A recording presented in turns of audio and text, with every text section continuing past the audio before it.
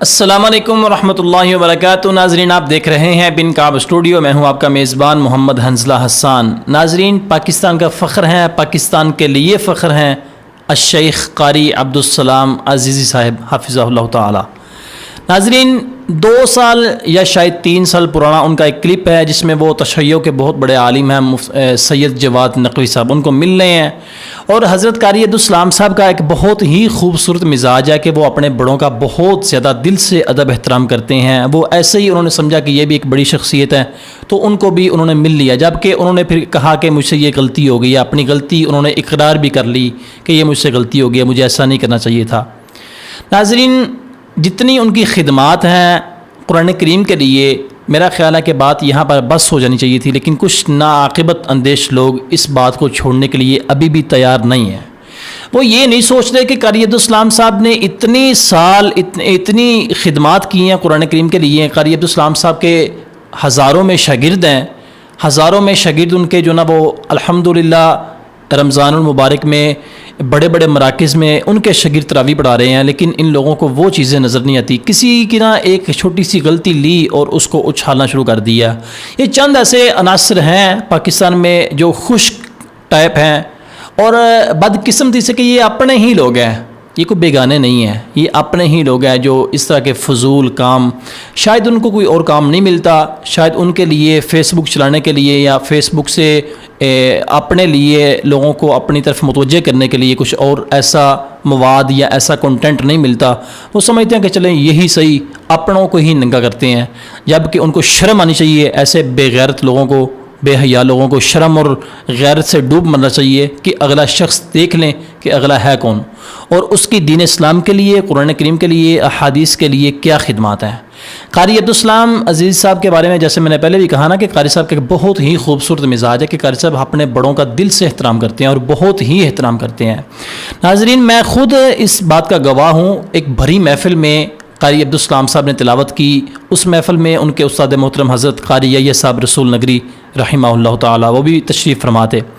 قاری صاحب نے تلاوت کر کے جب سارے لوگ قاری صاحب کی طرف دیکھ رہے تھے کہ قاری عبدالسلام صاحب یہ ہیں، انہوں نے تلاوت کی ہے، کمال کر دیا، ماشاءاللہ ماشاءاللہ، تو قاری عبدالسلام صاحب نے ان کی عاجزی اور ان کی ساری دیکھی کہ قاری عبدالسلام صاحب نے آ کے اپنے استاد جی کے پاؤں پکڑ لیے اور دوبارہ شروع کر دیے اسی اسٹیج پہ بیٹھ کے جہاں پر انہوں نے بہت ہی خوبصورت تلاوت کی تھی۔ ورنہ عام طور پہ ایسے ہوتا ہے، لوگ تو جہاں پر تھوڑی سی تقریر اچھی ہو جائے، تلاوت اچھی ہو جائے تو لوگ تو اپنوں کو بھی دیکھنا چھوڑ دیتے ہیں، لیکن قاری صاحب کا یہ اخلاق ہے، اخلاص ہے، اور اللہ تعالیٰ کی جو ان کو دی ہوئی نعمتیں ہیں ان میں عاجزی اور انکساری ہے کہ قاری صاحب اتنے عاجز ہیں اور انکساری کے ساتھ وہ الحمدللہ قرآن کریم کی خدمات سر انجام دے رہے ہیں۔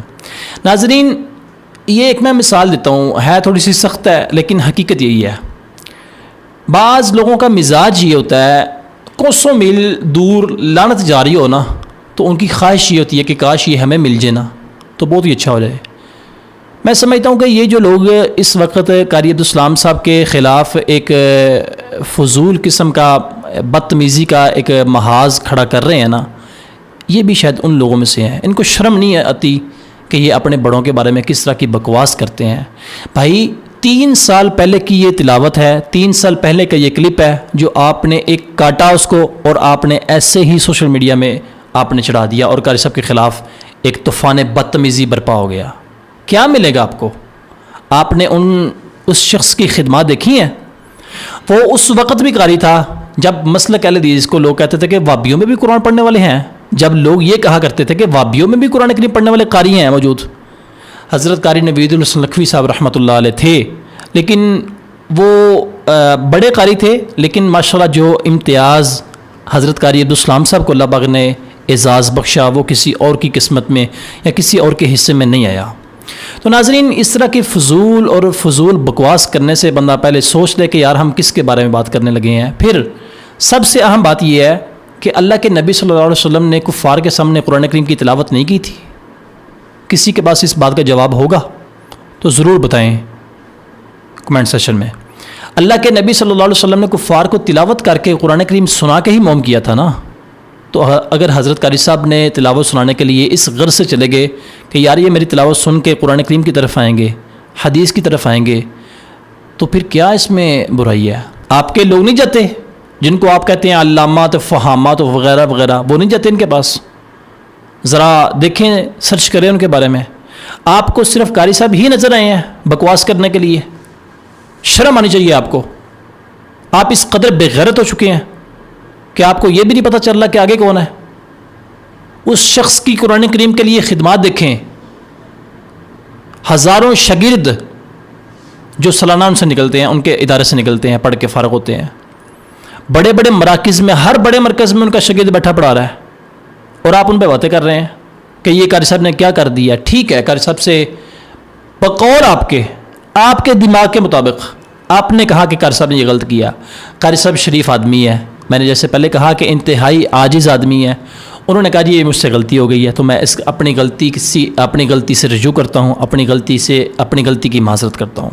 لیکن یہ بے شرم قسم کے لوگ فضول کمنٹس کیے جا رہے ہیں ان پر. تو میں آپ سے صرف اتنا کہنا چاہتا ہوں، اللہ کے لیے اپنے اعمال بچائیے. یہ سوشل میڈیا کسی کی اصلاح کرنے کا فارمیٹ نہیں ہے. یہ سوشل میڈیا کسی کی اصلاح کرنے کے لیے ایک بہترین پلیٹ فارم نہیں ہے. آپ نے اگر کسی کی غلطی دیکھی یا آپ اس کی اصلاح کرنا چاہتے ہیں تو آپ ان کو فون کریے، کال کیجئے کہ حضرت قاری صاحب یہ ہم نے دیکھا تو یہ ہمیں اچھا نہیں لگا. یہ سوشل میڈیا پہ آ کے اس طرح کے طوفان بدتمیزی برپا کرنا، یہ کیا طریقہ ہے؟ یہ کون سا مسلک ہے؟ یہ کون سا منہج ہے؟ کون سا مسلک آپ کو سکھاتا ہے کہ اس طرح کسی کی اصلاح ہو سکتی ہے؟